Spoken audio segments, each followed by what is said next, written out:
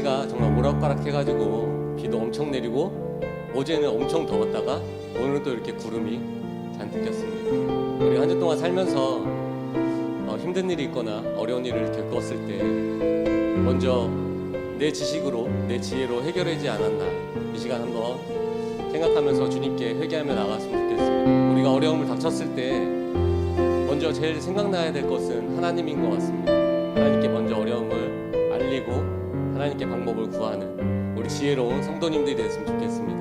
그런 의미에서 이 시간 우리 같이 찬양하면서 예배를 열겠습니다. 이 세상을 살아가는 동안에 나의 힘을 의지할 수 없으니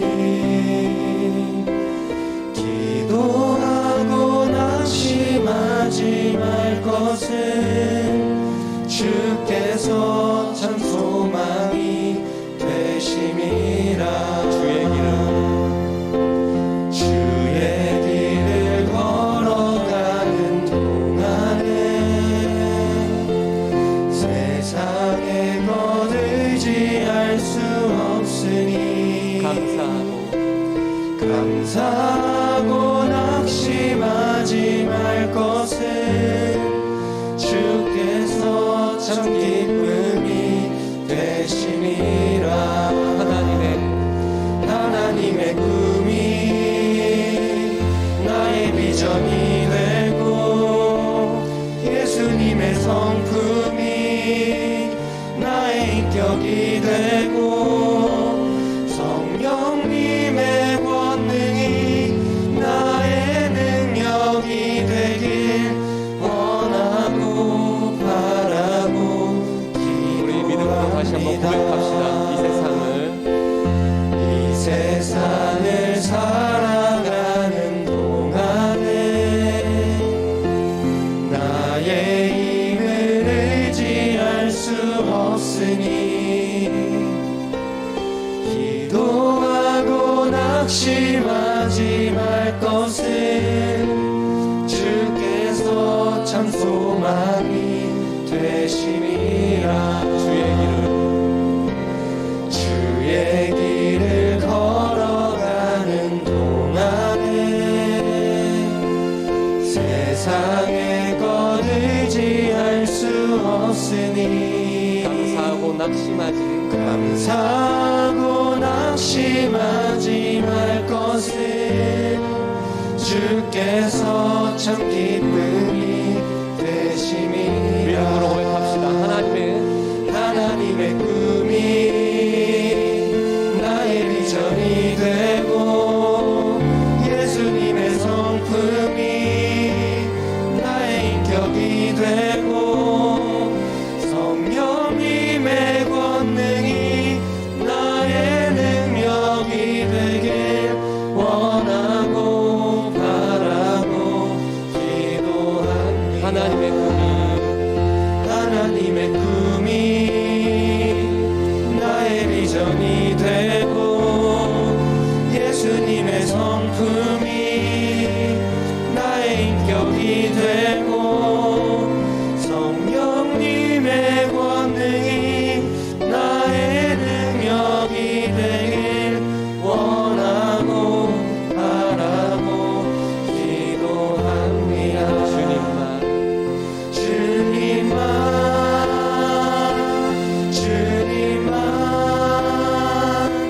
주님만 살아가리. 나의 왕 나의 주님을 더욱 알기 원해. 나 주님께 오직 주께 경배하네. 거룩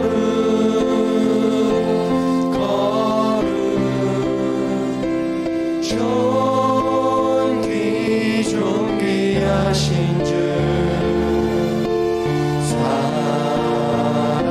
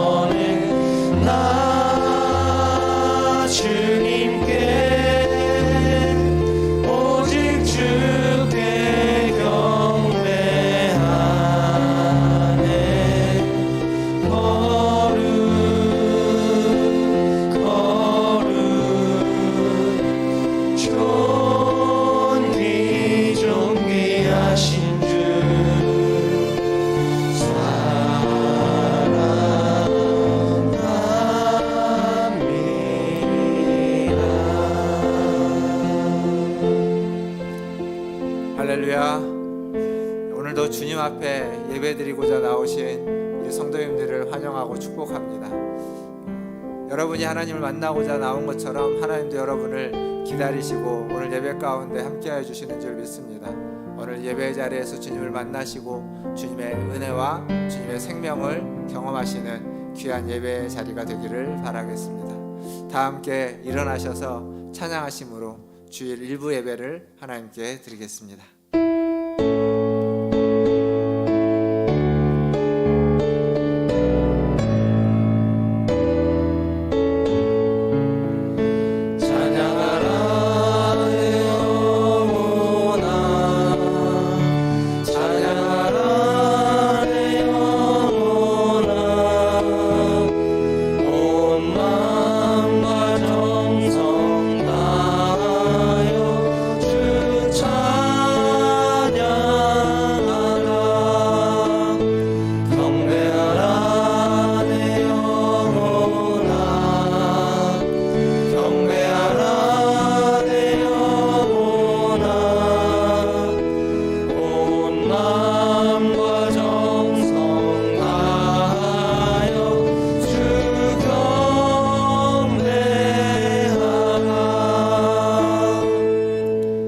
하나님이여, 우리가 주께 감사하고 감사함은 주의 이름이 가까움이라.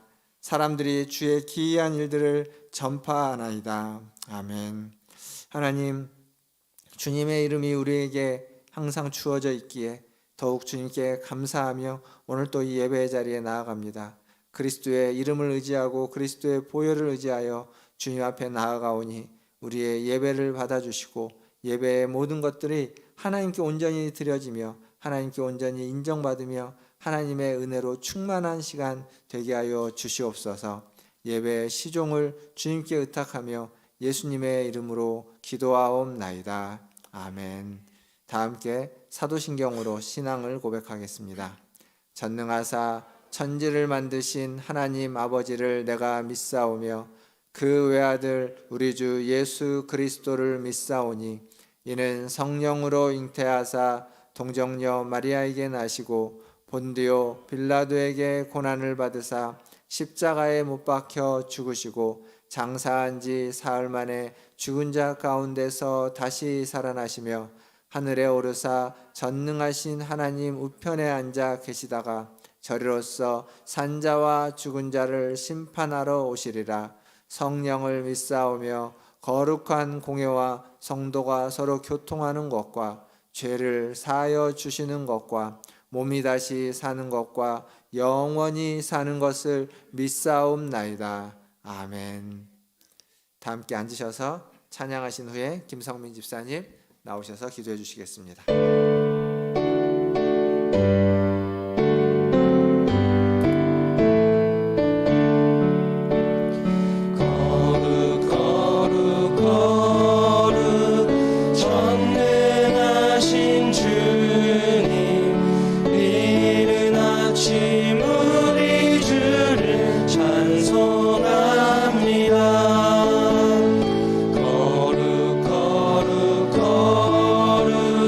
자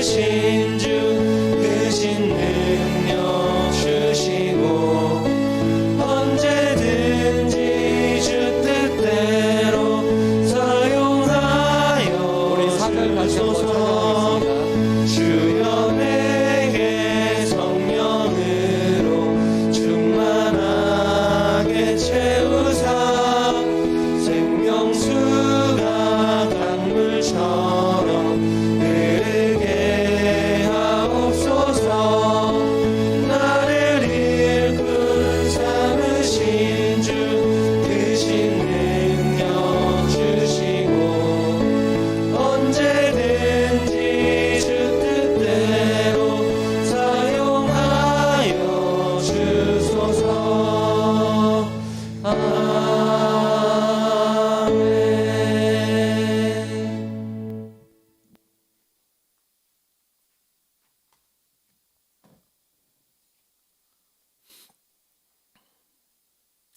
기도하시겠습니다. 세상의 그 어떤 것과 비교할 수 없으신 존귀하시고 높으신 하나님을 찬양합니다. 거룩한 주일을 저희에게 허락하시고 하나님 앞에 나와 예배할 수 있는 은혜 주심을 감사드립니다. 십자가의 사랑을 베풀어 주셨건만 우리는 여전히 삶 속에서 하나님을 잊고 살 때가 많습니다. 지난 한 주간 하나님과 사람 앞에 지은 모든 죄악을 회개하오니 긍휼히 여기사 용서하여 주시옵소서. 한 우물에서 쓴물과 단물이 나올 수 없듯 하나님의 거룩한 백성으로 살면서 선과 악을 행할 수 없습니다. 주여, 저희들의 모든 죄악들을 용서하사 하나님의 거룩한 백성답게 살아가게 하여 주시옵소서. 코로나 여파와 전쟁 등으로 인한 고육과 고물가로 전 세계 경제가 어려움을 처했습니다. 이 어려움 속에서 건져 주시옵소서. 저희를 가난하게도 부하게도 마옵시고 오직 필요한 양식으로 채워 주시옵소서.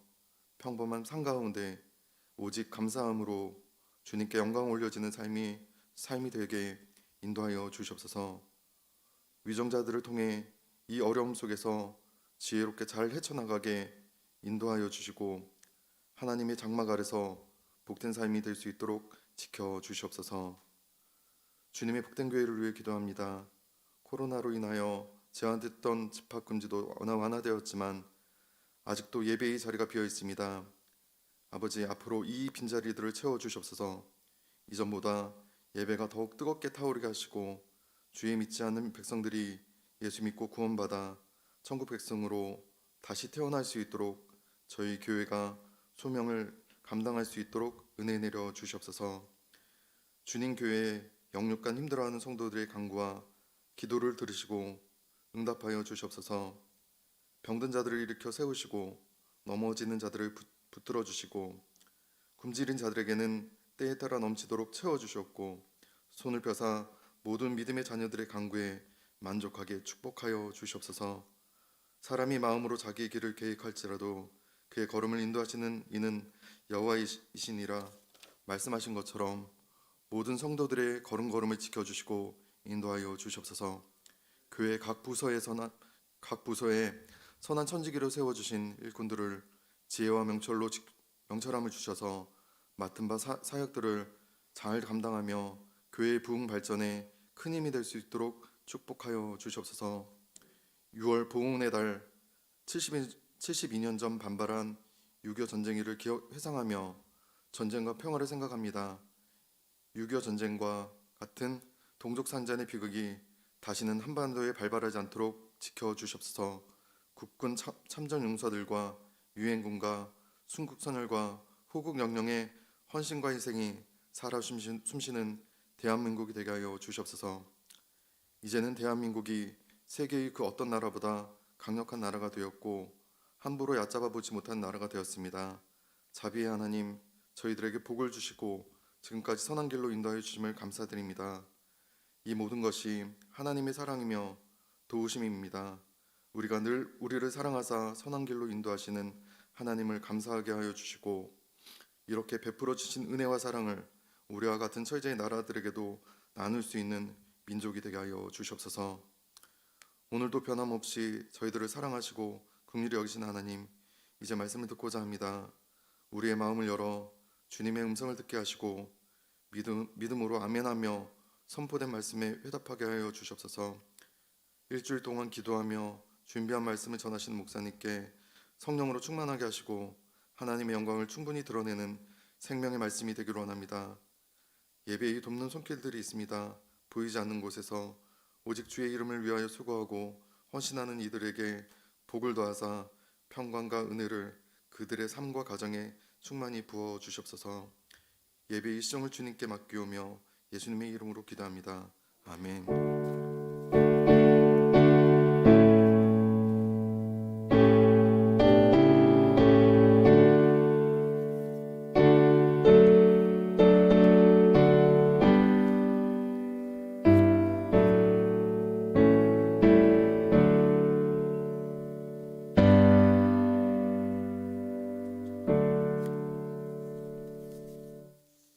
교회 소식 전해드리겠습니다. 매 주일마다 하나님의 은혜 가운데 예배가 잘 드려질 수 있도록 주일 예배를 위해서 계속 기도해 주시기를 바라겠습니다. 다음 주일은 맥주 감사 주일입니다. 벌써 한 해 반이 흘렀습니다. 반년이 지났는데 다음 주일은 맥주 감사 주일로 예배를 드리도록 하겠습니다. 이번 주 성경 통독은 시편 101편에서 150편까지 통독합니다. 말씀 통독하시면서 많은 은혜 받으시기를 바라겠습니다. 오늘 2부 예배 후에 기관 원래로 모이도록 하겠습니다. 그리고 다음 주일은 2부 예배 후에 정기재직회 7월 달에 정기재직회로 모이겠습니다. 더불어서 이제 다음 주일부터는 오후 예배를 다시 오후 예배로 모이겠습니다. 대신 이제 식사 문제가 있는데 점심 식사는 간단하게 다음 주에 준비를 해서 나누도록 하겠습니다. 다음 주부터는 점심 식사하시고 또 오후 예배도 같이 드리시면 감사하겠습니다. 주일학교 여름 사역 일정입니다. 청년부가 7월 7일부터 9일까지 가지고 중고등부가 7월 24일에서 26일, 유초등부는 8월 20일에서 21일 이렇게 여름 사역이 준비되고 있습니다. 많은 관심 가져주시고 많은 기도와 후원 부탁드리겠습니다. 하나님 말씀 보겠습니다. 오늘 우리에게 주신 하나님 말씀은 다니엘서 2장 1절에서 19절까지 말씀입니다. 다니엘서 2장 1절에서 19절까지 말씀 저와 한 절씩 교독하도록 하겠습니다. 제가 먼저 1절 읽겠습니다. 느부갓네살이 다스린 지 2년이 되는 해에 느부갓네살이 꿈을 꾸고 그로 말미암아 마음이 번민하여 잠을 이루지 못한지라. 왕이 그 꿈을 자기에게 알려주도록 박수와 술객과 점장인과 갈대아 술사를 부르라 말하매 그들이 들어가서 왕의 앞에 선지라. 왕이 그들에게 이르되 내가 꿈을 꾸고 그 꿈을 알고자 하여 마음이 번민하도다 하니 갈대아 술사들이 아람말로 왕에게 말하되 왕이여 만수무강하옵소서. 왕께서 그 꿈을 종들에게 이르시면 우리가 해석하여 드리겠나이다 하는지라. 왕이 갈대아인들에게 대답하여 이르되 내가 명령을 내렸나니 너희가 만일 꿈과 그 해석을 내게 알게 하지 아니하면 너희 몸을 쪼갤 것이며 너희의 집을 거름더미로 만들 것이요 너희가 만일 꿈과 그 해석을 보이면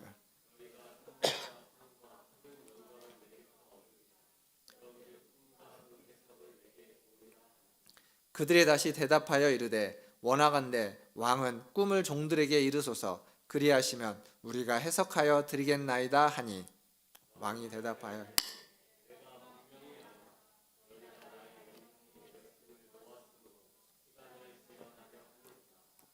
너희가 만일 이 꿈을 내게 알게 하지 아니하면 너희를 처치할 법이 오직 하나이니 이는 너희가 거짓말과 망령된 말을 내 앞에서 꾸며 말하여 때가 변하기를 기다려라 함이라. 이제 그 꿈을 내게 알게 하라. 그리하면 너희가 그 해석도 보일 줄을 내가 알리라 하더라. 갈대아인들이 왕 앞에 대답하여 이르되 세상에는 왕의 그 일을 보일 자가 한 사람도 없으므로 어떤 크고 권력 있는 왕이라도 이런 것으로 박수에게나 술객에게나 갈대아인들에게 물은 자가 없나이다.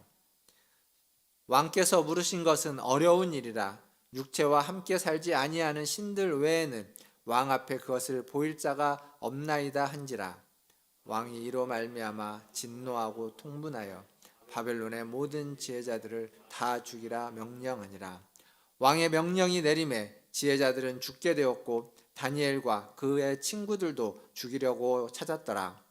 그때 왕의 근위대장 아리옥이 죽이려 나가매 다니엘이 명철하고 슬기로운 말로 왕의 근위대장 아리옥에게 물어 이르되 왕의 명령이 어찌 그리 급하냐 하니 아리옥이 그 일을 다니엘에게 알림해 다니엘이 들어가서 왕께 구하기를 시간을 주시면 왕에게 그 해석을 알려 드리리다 하니라. 이에 다니엘이 자기 집으로 돌아가서 그 친구 하나냐와 미사엘과 아사랴에게 그 일을 알리고 하늘에 계신 하나님이 이 은밀한 일에 대하여 불쌍히 여기사 다니엘과 친구들이 바벨론의 다른 지혜자들과 함께 죽임을 당하지 않게 하시기를 그들로 하여금 구하게 하니라. 같이 읽겠습니다. 이에 이 은밀한 것이 밤의 환상으로 다니엘에게 나타나 보임에 다니엘이 하늘에 계신 하나님을 찬송하니라. 아멘. 예, 우리 좌우에 계신 분들, 앞뒤에 계신 분들 보시며 인사하겠습니다. 사랑합니다. 축복합니다. 사랑합니다. 어제가 6월 25일 6.25였죠. 아까도 우리 집사님 기도 가운데 있었는데 72년 됐습니다. 그러니까 70세 이상이신 분, 80세이신 우리 어르신들은 아마 어렸을 때 그것을 경험한 기억이 있을 수도 있을 것 같습니다. 동족산잔이라고 하죠. 같은 동족끼리 서로를 죽이는 그러한 아주 다시는 있어서는 안 되는 그런 전쟁이었습니다. 자, 이게 6.25를 생각하면서 도대체 6.25에 얼마나 많은 사람들이 희생을 당했을까라고 찾아봤습니다. 국가기록원에 가보니까 6.25의 전쟁 피해에 대해서 나오는데 그때 6.25가 있을 그 무렵에 이 우리나라 남한의 인구가 1600만 명이었다고 합니다. 그런데 6.25 기간 동안 민간인이 사망하거나 학살을 당하거나 행불자가 되거나 혹은 부상을 당한 사람이 99만 명이 됩니다. 99만 명. 이건 민간인입니다. 군인들 중에 사망하거나 부상을 당하거나 그런 어떤 행방불명이 된 군인들이 62만 명이라고 나와 있습니다. 이게 우리나라 공식적인 기록입니다. 그럼 둘을 합치면 얼마나 될까요? 99만 명에 62만 명을 합치면 161만 명입니다. 1600만 명의 인구 중에 160만 명, 10분의 1이 희생을 당한 겁니다. 부상을 당하거나 실종, 사망 이렇게 된 거죠. 이게 이제 이 기록이 뭘 의미하는 거냐면 이렇게 볼 수 있습니다. 나의 직계 가족 또는 이웃 사촌 중에 어느 한 군데에는 사망자거나 희생자거나 실종자거나 부상자가 있다는 얘기입니다. 우리나라 전체로 그때 당시에 인구 전체를 놓고 봤을 때. 그래서 아마 그 시기를 겪었던 사람들에게 있어서 삶이란 굉장히 힘든 죽기 아니면 살기, 죽느냐 사느냐의 문제 때문에 아주 전투적으로 살아오고 그 삶을 그렇게 힘들게 살아왔다라고 말할 수 있을 겁니다. 뿐만 아니라 그 전쟁은 많은 폐허를 가져왔죠. 나라가 전체가 다 폐허가 됐죠. 근데 그때가 언제냐면 1950년도는 45년 해방이 된 후 5년밖에 안 됐을 때입니다. 그러니까 해방, 일제시대를 거치고 해방을 경험하면서 새로운 나라를 꿈꾸는 그 꿈이 전쟁으로 말미암아서 다 사라져버린 겁니다.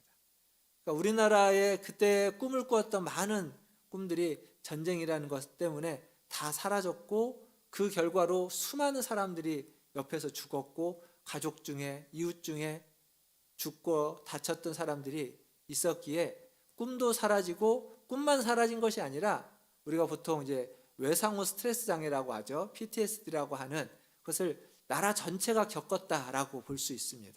그러니까 우리나라 전체 국민이 우리가 인식하지 못하는 사이에 집단적으로 그런 상황에 놓여져 있고 거기에서 살아남기 위해서 열심히 전투적으로 살아왔던 인생들이 되는 거죠. 그러다 보니까 어떤 꿈이라는 것이 들어설 자리가 없습니다. 꿈과 희망 이런 것이 들어설 자리가 없고 죽느냐 사느냐의 문제만 우리에게 남았던 시기입니다. 오늘 우리가 보고 있는 이 다니엘서의 말씀, 어쩌면 이 다니엘을 처한 상황은 그때 우리보다 더 안 좋을지도 모릅니다. 왜냐하면 나라를 잃어버렸거든요. 나라가 없어졌고, 그리고 지금 다니엘은 포로로 잡혀서 멀리 몇천 킬로가 떨어져 있는 바벨론에서 있는 상황인 겁니다. 그러니까 그들에게 꿈이라는 건 사치에 불과한 죽느냐 사느냐의 문제였고, 지금 다니엘은 그 와중에 선별되어서, 다니엘과 그의 친구들은 선별되어서 살 수 있는 기회를 얻었던 사람인 겁니다. 그럼에도 불구하고 그들이 꿀 수 있는 꿈은 지극히 제한적이었을 겁니다. 근데 오늘 다니엘서 2장을 제가 1절부터 19절까지만 읽었지만 사실은 2장 전체를 좀 이야기하려고 합니다. 2장 전체는 무슨 내용이냐면 왕이 꾼 꿈에 대한 이야기입니다. 느부갓네살이라는 왕이 꾼 꿈, 그 꿈에 대한 이야기. 꿈의 내용은 뒤에 뒷부분에 이제 한 25절부터 35절까지 다니엘이 이제 꿈의 내용에 대해서 이야기를 하고, 그 꿈에 대한 해석을 그 뒤에 36절에서 45절까지 해석을 이야기합니다. 그러니까 전체가 다 꿈에 대한 이야기인데, 이 꿈이 처음 느부갓네살이 꾸었을 때 그에게 아주 강렬했던 꿈입니다. 그래서 그는 번민하여 잠을 이루지 못했다라고 성경은 기록하고 있습니다. 도대체 무슨 꿈이길래 그는 그렇게 꿈을 꾸고 잠을 이루지 못했을까요? 이 꿈에 대해서, 이 꿈이 무엇을 의미하는지 느부갓네살은 너무도 알고 싶었던 겁니다. 그래서 오늘 성경에 보니까 박수와 술개, 갈대아 술사들을 다 불러 모으는 거죠. 불러 모아서 내가 꿈을 꿨는데 내 꿈에 대해서 너희가 이야기해달라. 꿈이 무엇인지 얘기해주고, 그리고 그것이 무엇을 의미하는지 그것을 해몽해달라고 이야기합니다. 근데 왕이 꿈의 내용을 말하지 않습니다. 왜 말하지 않는 걸까요? 우리가 꿈을 꾸고 나면 어떤 꿈은 선명한 꿈이 있지만 어떤 꿈은 어렴풋한 꿈이 있을 수 있습니다. 분명히 꾸긴 꾸었고 그 꿈이 어떤 느낌은 있는데 내용이 잘 생각 안 나는 꿈이 있습니다. 지금 느부갓네살이 그런 꿈을 꿨을까요? 잘 모릅니다. 여기만 보고는 그것들을 정확히 알 수 없습니다. 근데 이게 왕의 꿈이 문제가 있는 게 뭐냐면, 이 고대 근동지방, 그때 당시에 그 근동지방에서의 왕의 꿈은 신의 꿈이다라는 인식이 있습니다. 그러니까 왕의 꿈은 굉장히 신성시 여겨서 미래를 말해주는 꿈이다라고 하는 그러한 문화였습니다. 그래서 왕이 어떠한 꿈을 꾸면 그 꿈의 내용에 따라서 나라의 흥망성쇠가 결정되기도 하고 흥망성쇠가 만들어지기도 합니다. 그러니까 왕이 꿈을 꿨는데, 왕이 자기가 좀 이렇게 무슨 안 좋은 일을 당하는 꿈을 꿨다면 그 꿈을 기반으로 해서 쿠데타 세력이 일어나는 겁니다. 그래서 쿠데타를 일으키고, 그러니까 왕은 자기가 무슨 꿈을 꿨어도 그 꿈의 내용을 쉽게 발설하지 않습니다. 그게 이때 당시의 상황이었습니다.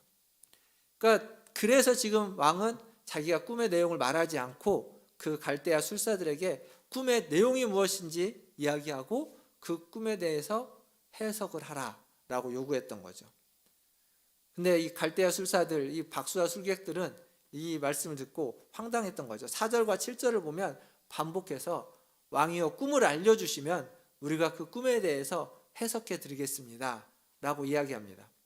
더불어서 10절에 가보면 어떤 권세자들도, 어떤 왕도 우리들에게, 박수와 술객들에게 이렇게 꿈을 해석하라고 하는 사람이 없습니다. 그렇게 요구하는 겁니다. 그리고 11절에 가니까 자기들은 도저히 못하겠다고 하면서 오직 육체와 함께 거하지 않는 신들 외에는 이 꿈을 알아맞힐 자가 없습니다. 그러니까 자기들은 못한다는 거죠. 신들, 이 인간계에 있는 신들 말고 천상계에 있는, 인간계에 있지 않은 그 신들 외에는 이 꿈을 알아맞힐 자가 아무도 없다라고 이야기합니다. 여기에서 우리는 이 갈대아 술사들, 그때 그들의 지식인들 혹은 점을 치는 사람들, 미래를 예언하는 사람들의 한계를 보게 되는 겁니다. 그들이 천체를 보면서 점을 치고 어떤 길조를 보고 그리고 나라의 운명을 이야기하고 미래를 점치는 것 같지만 정작 숨겨진 꿈에 대해서, 오늘 말씀을 이제 뒤에 읽다 보면 이 꿈이 하나님이 주시는 은밀한 일이다라는 표현이 있습니다.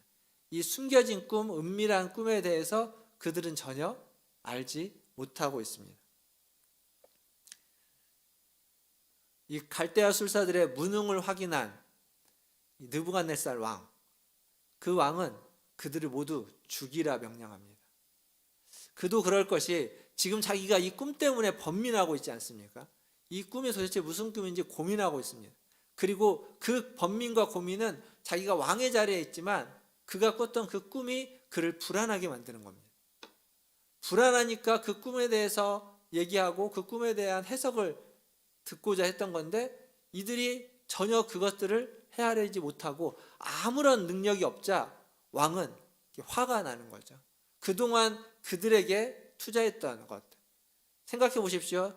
앞에 1장에서 그 노예로 잡혀왔던, 포로로 잡혀왔던 그들에게 왕의 진미를 먹여가면서 3년간 교육을 시켰습니다. 그들만 그랬을까요? 수많은 사람들이 그렇게 교육을 받았고 그렇게 해서 박수와 술객, 갈대아 술사들, 지혜자들을 양성했는데 지금 정작 자기에게 필요한 그때 아무것도 못하는 겁니다. 그러니까 왕은 분노하게 되는 거죠. 진노하게 되는 겁니다. 그래서 그들을 모두 죽이라고 명령합니다. 근데 그 중에 오늘 본문에서도 나오지만 다니엘과 그의 친구들도 그 중에 속해 있는 겁니다. 그들도 지혜자로 1장에서 교육을 받았고 지혜자로 인정을 받았습니다. 그래서 그 지혜자 그룹에 있는 거죠. 그러니까 그들도 다 숙청의 대상이 되어버리는 겁니다. 이들을 죽이려고 찾아다니는 사람들 중에 대장이 왕의 근위대장 아리옥이라는 사람이 있죠. 그 사람이 찾아다니자 다니엘이 그 아리옥을 만납니다. 그래서 도대체 이게 무슨 일이냐라고 묻죠. 15절과 16절을 보면 이렇게 적혀져 있습니다. 왕의 근위대장 아리옥에게 물어 이르되 왕의 명령이 어찌 이리 급하냐 하니 아리옥이 그 일을 다니엘에게 알림해. 그러니까 다니엘은 지금 무슨 일 때문에 왕이 자기를 죽이라고 했는지를 모르는 겁니다. 모르는 상태로 왜 이렇게 급하게 지혜자들을 다 죽이려고 찾아다니고 붙잡아 가느냐라고 묻자 아리옥이 설명을 해주는 거죠. 이러이러한 일이 있었다. 그러자 16절에 가보니까 다니엘이 들어가서 왕께 구하기를 시간을 주시면 왕에게 그 해석을 알려드리리이다. 그러니까 쉽게 말하면 이겁니다. 뭐가 그리 급합니까? 조금만 기다려 주십시오. 내가 그 해석을 왕에게 알려드리겠습니다. 사실 지금 왕 앞에 나왔던 그 갈대아의 술사들과 박수와 수객들이 다니엘만 못했을 리가 없습니다. 다니엘이 거기에 나오지 않았다는 건 그 그룹에서 다니엘은 아직 저 밑에 있는 겁니다. 위에 있는 지도자들이 아닌 거죠. 근데 그들이 못했던 것을 다니엘이 무슨 수로 한다고 기다리라고 하느냐라고 왕이 내쳐버릴 수도 있습니다. 그런데 1장 마지막에 뭐라고 되어 있냐면 다니엘과 그의 친구들의 지혜가 그 박수와 수객들보다 10배나 더 컸다라고 되어 있습니다. 그것을 알기에 왕은 잠시 기다리는 겁니다. 왕은 그것을 알기에 다니엘에게 시간을 준 거죠. 그 시간이 주어졌을 때 다니엘이 이제 17절과 18절을 보시면 기도 부탁을 합니다. 사실 여기에서 우리가 생각할 수 있는 건 다니엘이 뭔가 알고 있을까? 라고 추측해 볼 수 있지만 17절과 18절을 보면 다니엘은 아무것도 모르고 있었습니다. 17절을 보십시오. 이에 다니엘이 자기 집으로 돌아가서 그 친구 하나냐와 미사엘과 아사라에게 그 일을 알리고 18절 한번 같이 읽어보겠습니다. 시작. 하늘에 계신 하나님이 이 은밀한 일에 대하여 불쌍히 여기사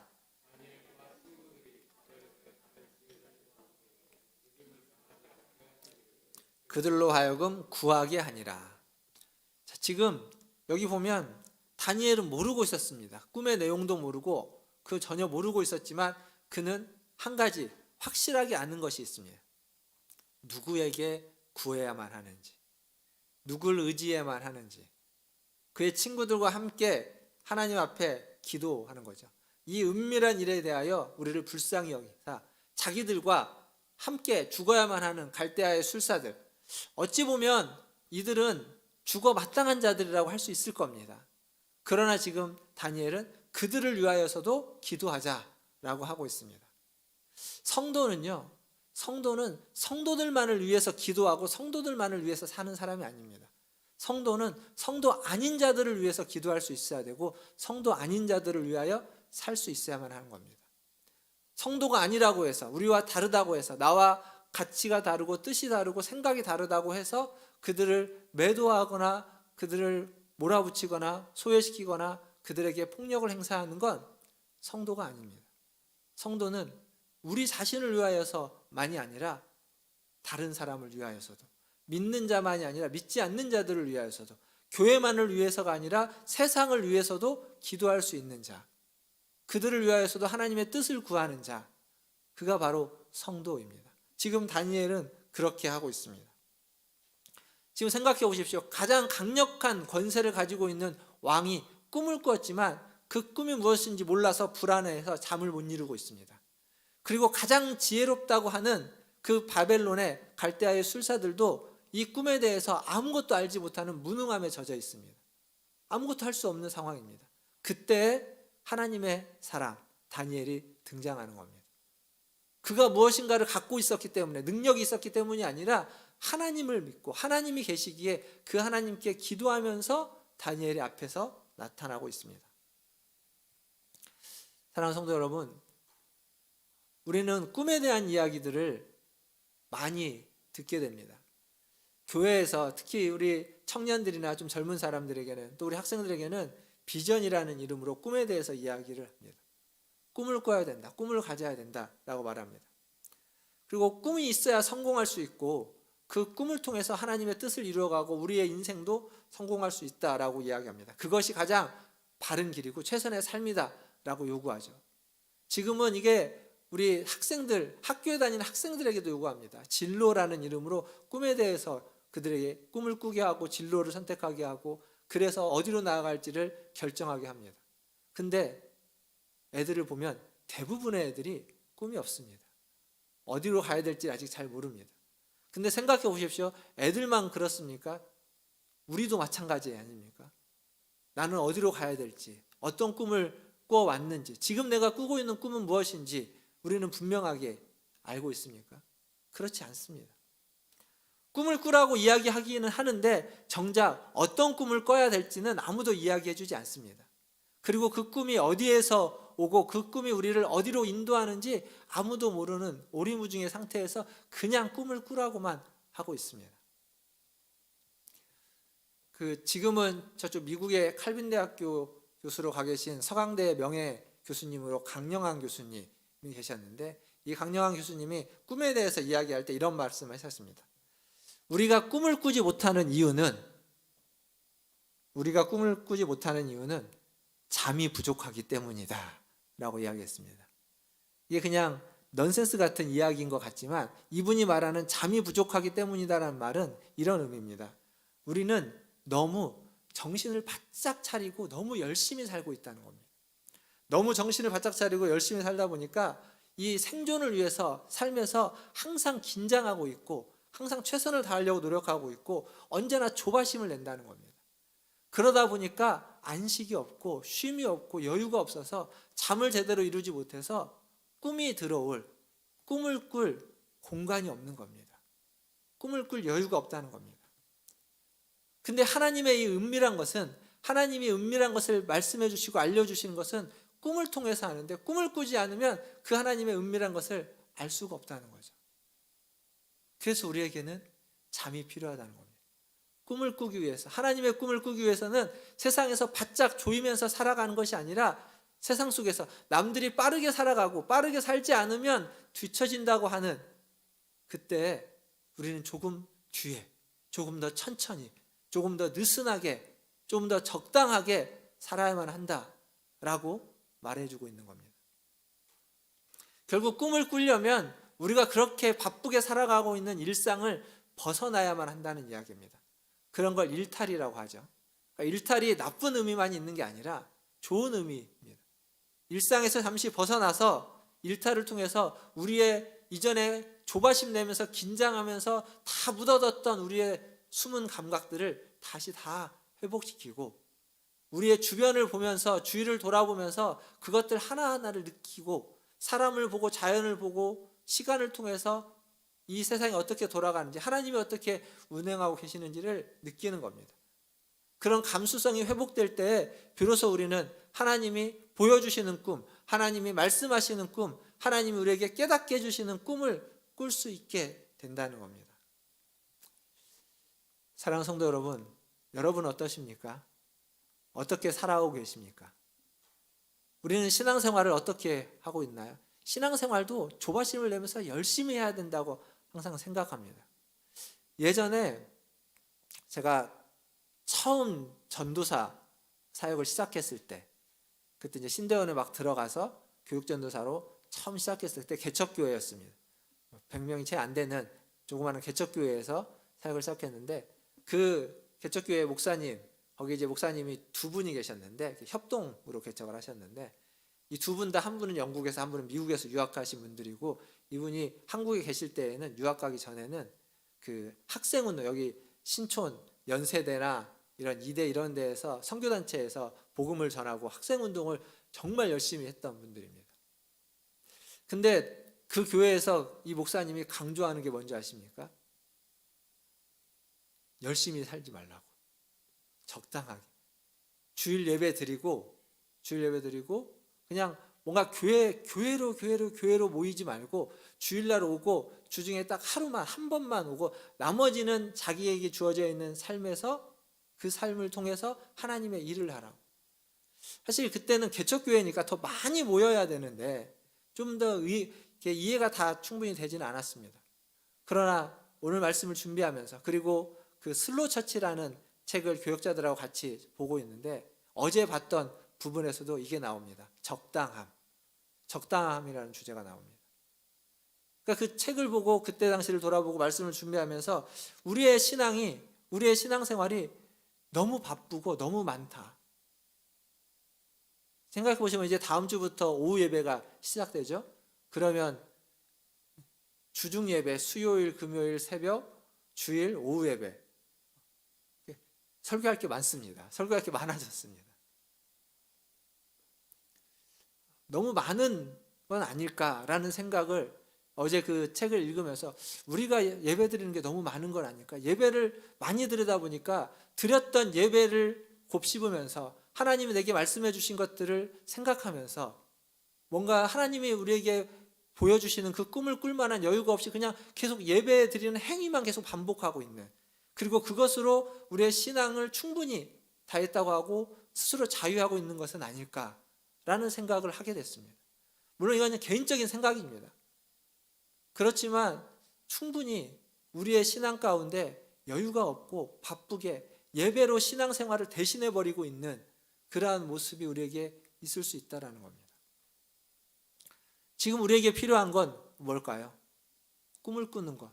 꿈을 꾸려면 우리에게는 쉼이 필요한 겁니다. 안식이 필요합니다. 조금 느슨하게, 좀 느리게, 또 좀 적당하게, 거꾸로 세상과는 좀 다르게, 세상의 풍조에 끌려가지 않고 세상이 빠르게 바쁘게 그렇게 살지 않으면 뒤처진다고 말하는 그 조바심과 불안함을 유도하는 그것에 끌려가지 않고 그 자리에 멈춰 서서 하나님이 내게 원하시는 삶이 무엇인지, 내 주변은 어떠한지를 좀 돌아보면서 조금 천천히, 조금 느리게, 때로는 거꾸로 살아가는 삶을 사는 것이 성도의 삶이다라고 말씀드리겠습니다. 전투적으로 사시지 않아도 됩니다. 죽기 살기로 사시지 않아도 됩니다. 굳이 그렇게까지 살아야 되는 이유가 있지 않습니다. 생각해 보시고 돌아보시면 그렇게 안 살아도 얼마든지 살 수 있었던 것입니다. 왜냐하면 하나님의 은혜가 우리에게 있기에, 하나님이 우리에게 있기 때문에, 하나님이 우리를 돌보시고 보호하신다고 우리는 믿기 때문에 그렇게 조바심을 내지 않아도 우리는 얼마든지 자유할 수 있었던 겁니다.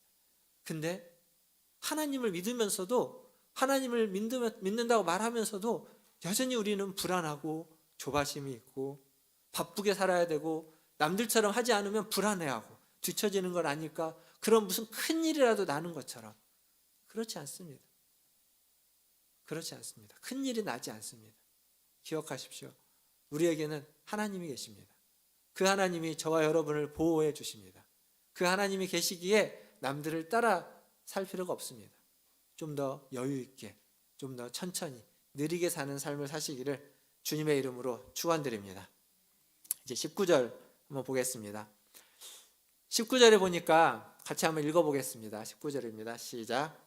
이에 이 은밀한 것이 밤의 환상으로 다니엘에게 나타내 보이매. 아멘. 19절에 비로소 하나님이 이 은밀한 것을 다니엘에게 보여주셨습니다. 알려주신 겁니다. 이 꿈의 내용은 29절부터 35절에 나오는데, 꿈의 내용은 이겁니다. 큰 신상이 하나가 있는데 그 신상의 머리는 금이고, 그리고 가슴과 두 팔은 은이고, 그리고 배와 넓적다리는 노시고, 그리고 종아리는 쇠고 발은 쇠와 진흙으로 만들어진 그런 거대한 큰 신상이 있다는 겁니다.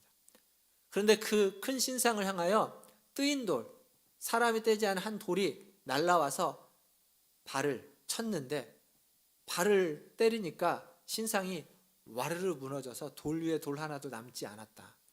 무엇만 남았냐면 그 돌, 그 신상을 때린 돌이 점점 많아져서 온 세상에 가득 차게 되었다. 이게 꿈의 내용입니다. 이게 도대체 무슨 꿈일까? 아마도 느부갓네살은 이 꿈을 꾸고 자기의 나라, 자기의 어떤 이 목숨이 위태로운 건 아닐까라는 불안함에 쌓였을 겁니다. 이 꿈의 내용이 얘기되고 그 꿈에 대해서 다니엘이 해석을 합니다. 사실 이 꿈의 내용을 딱 들으면, 그리고 그 꿈을 꾸었을 때 아마 느부갓네살도 그 거대한 신상에 압도당했을 겁니다. 거대한 신상. 그런데 그 거대한 신상을 한 번에 무너뜨리는 그 자그마한 돌, 도대체 뭘까? 다니엘이 풀었던 꿈의 해몽인 겁니다. 36절에서 45절에 나오는 건데, 간단히 설명드리면 이겁니다. 느부갓네살 왕은 그 신상의 금인 머리라는 거죠. 당신의 나라는 그렇게 반짝이고 영광스러울 거라는 겁니다. 그러나 당신 뒤에, 당신 뒤를 이어서 왕이 되는 자는 당신보다 못하고 은으로서 가슴과 두 팔과 같은 은이 되고, 그리고 그 뒤의 왕은 그보다 더 못한 놋이 되고, 그 뒤의 왕은 그보다 더 못한 쇠가 되고, 그 뒤의 왕은 그보다 더 못한 쇠와 진흙이 만들어진 그러한 왕국을 만들 것이다.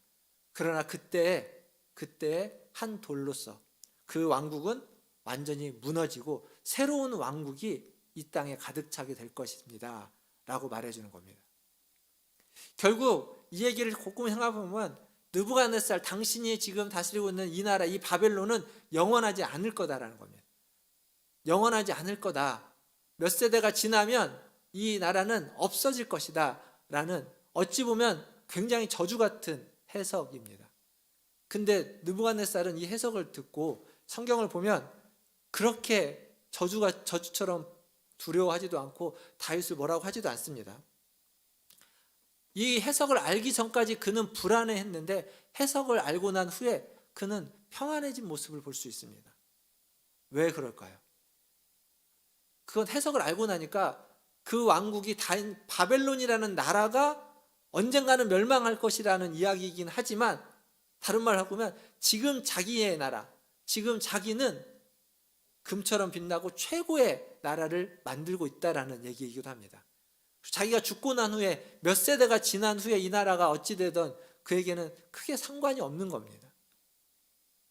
후손들에 대한 걱정이 이 얘기에 있지 않고 그냥 자기 자신, 그것을 깨닫게 해준 다니엘과 그 다니엘의 하나님에게 그는 찬양하고 있습니다.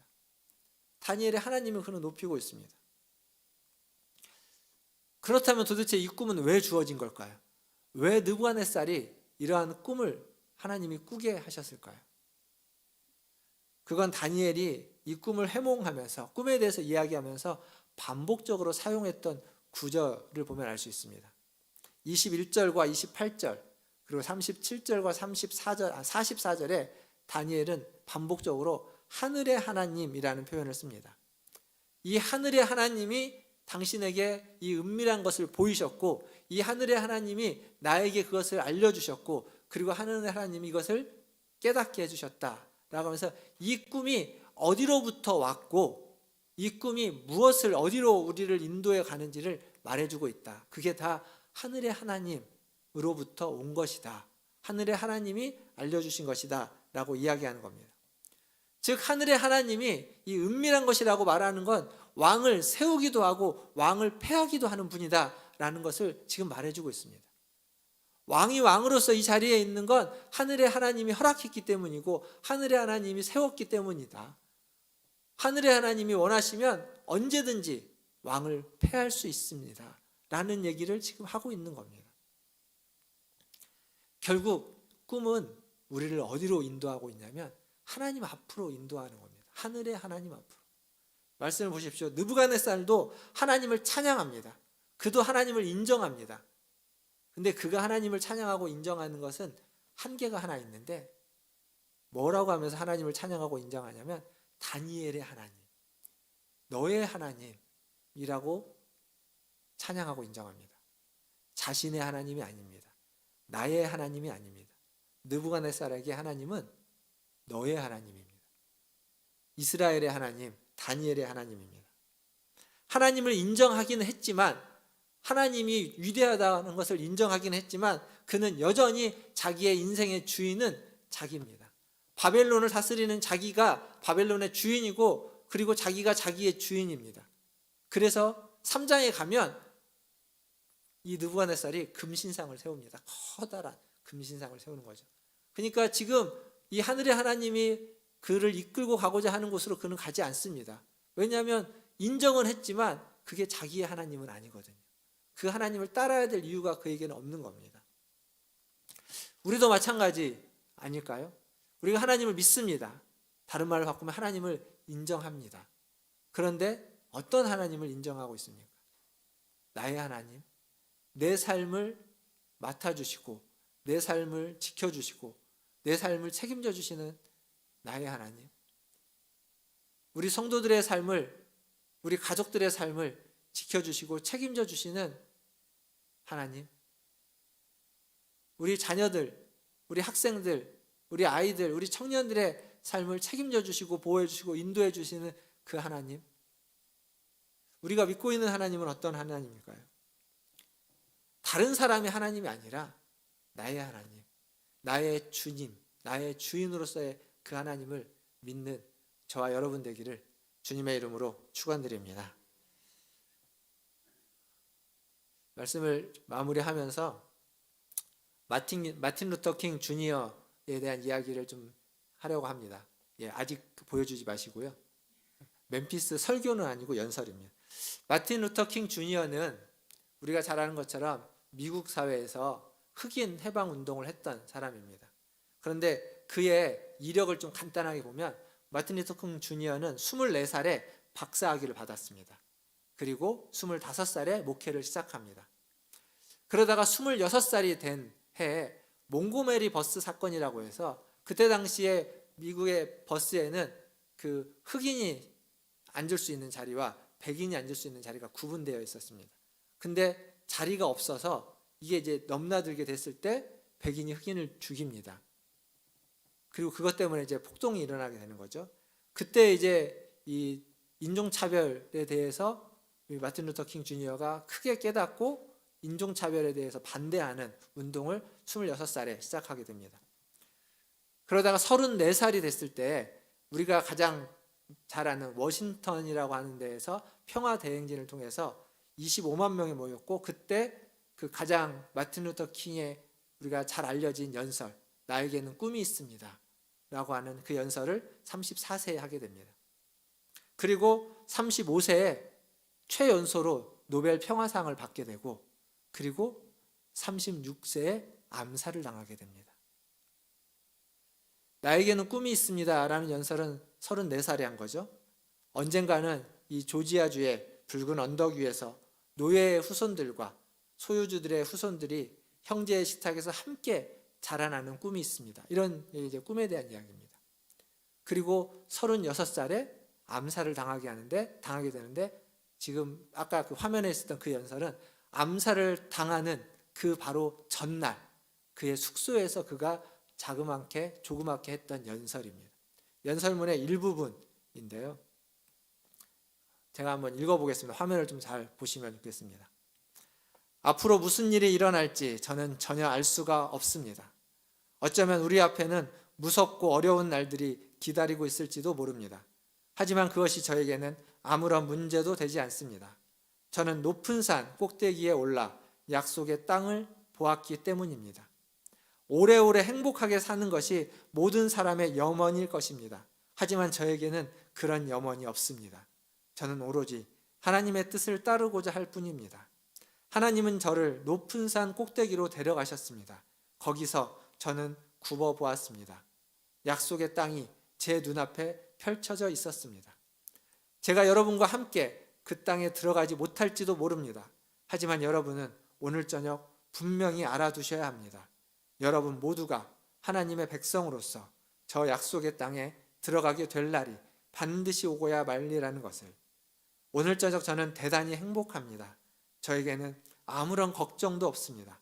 저는 그 누구도 두려워하지 않습니다. 저의 눈은 오로지 다시 이 땅을 찾아오시는 주님의 영광을 바라볼 따름입니다. 꿈이 있는 사람, 그 꿈을 가지고 인생의 너머를 볼 줄 아는 사람, 약속의 땅을 볼 줄 아는 사람, 마틴 루터 킹 주니어였습니다. 근데 이게 하나님 우리에게 원하시는 모습 아닐까요? 이 세상을 살아가면서 하나님이 주신 꿈을 가지고 이 세상의 삶의 그 너머를 바라보면서 하나님 우리에게 약속하신 것을 바라볼 수 있는 그러한 안목을 가지고 오늘 또 그리고 이번 한 주간도 앞으로의 삶도 살아내시는 저와 여러분 다 되시기를 주님의 이름으로 축원드립니다. 기도하겠습니다.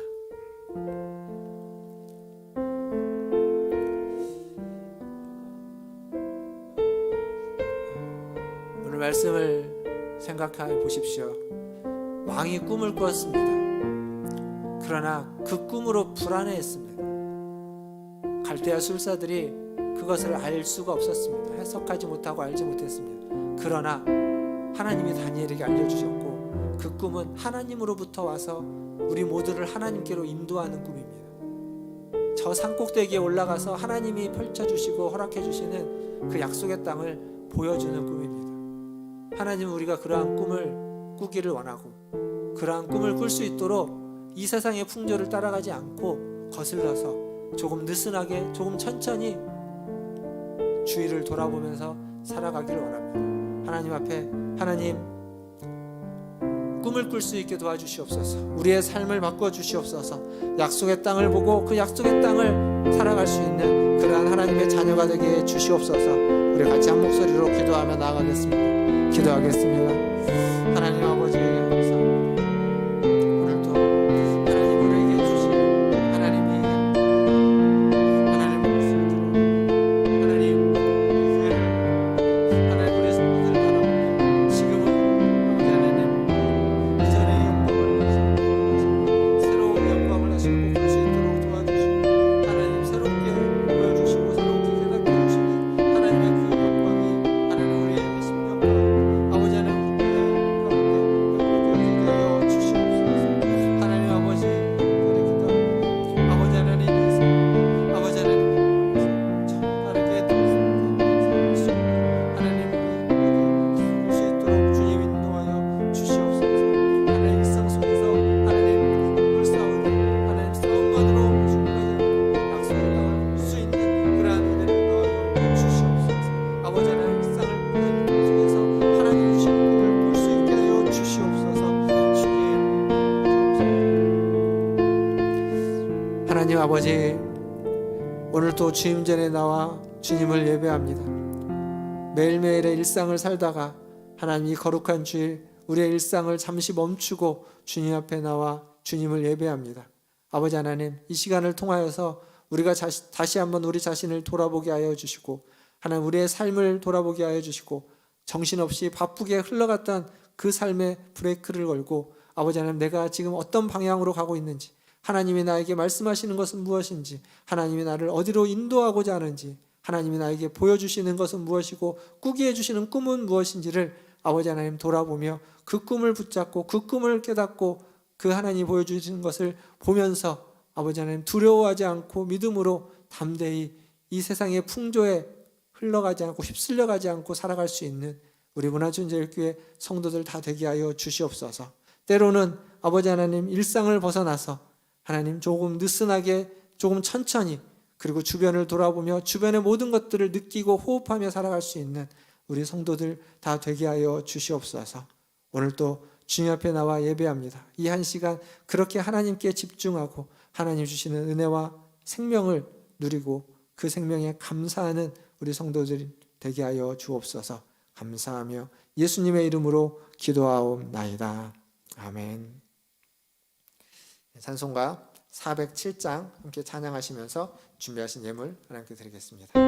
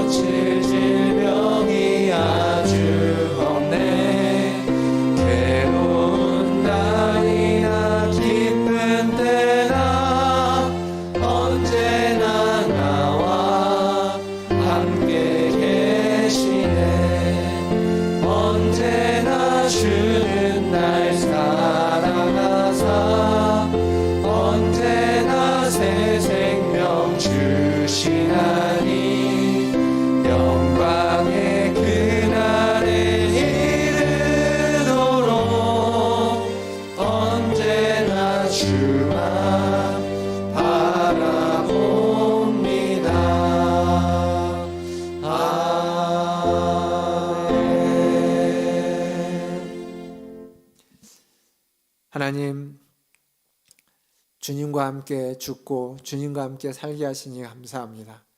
그 하나님을 의지하며 언제나 주님과 함께 언제나 주님을 바라보며 아버지 하나님 주님을 사랑하며 살아가게 하여 주시옵소서. 하나님, 오늘도 예배 가운데 빈손으로 오지 않고 주신 물질 중 일부를 구별하여 주님께 드리게 하시니 감사합니다. 하나님, 이 물질이 쓰는 곳에 하나님의 영광이 나타나게 하시고 하나님의 꿈을 꾸는 자들이 세워지게 하여 주시고 하나님의 인도하심을 받아서 그 약속의 땅으로 들어가고 약속의 땅을 바라보며 하나님의 뜻에 순종해가는 하나님의 자녀들이 세워지게 하여 주시옵소서. 또한 이 물질을 드린 손길 위에도 동일한 은혜를 허락하여 주시사 약속의 땅을 볼 수 있도록 아버지는 높은 곳에 세워주시고 아버지 하나님, 그 땅을 바라보며 그 약속의 땅에 들어갈 수 있는 하나님의 은혜와 축복을 허락하여 주시옵소서. 복된 인생이 되게 하여 주시고 주님과 항상 함께 동행하며 주님을 더 가까이 하는 인생이 되도록 은혜 베풀어 주시옵소서.